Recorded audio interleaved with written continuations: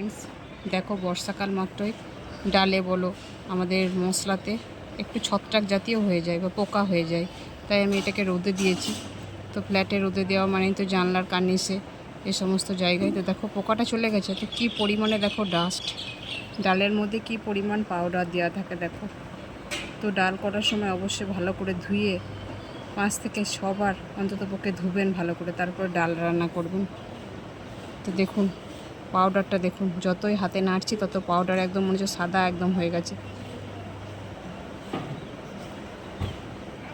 তো এরকম রোদে দেওয়ার চেষ্টা করবেন, বর্ষাকালের দিনে সাধারণত পোকা হয়, তাই আমি রোদে দিয়েছি। ভিডিওটা কেমন লাগলো জানাবেন, আর ডাল রান্না করার সময় অবশ্যই বেশি বেশি করে ধুবেন। তো দেখুন বন্ধুরা, আমার হাতটা দেখুন, ওখানে রোদে আপনারা বুঝতে পারছিলেন কিনা জানি না, হাতে দেখুন কি পরিমাণে ডাস্ট ডালের মধ্যেতে। তো প্রচুর পরিমাণে ডাস্ট থাকে। তো ডালটা ঠিক রাখার জন্য ডাস্টটা দেয় ঠিকই, কিন্তু আমাদের শরীরের পক্ষে এগুলো কিন্তু খুবই ক্ষতিকর। তাই ডাল রান্না করার সময় বেশি করে জল দিয়ে ধুইবেন অন্ততপক্ষে 7 থেকে 8 বার। ভিডিওটি যদি ভালো লেগে থাকে লাইক কমেন্ট শেয়ার করে পাশে থাকুন।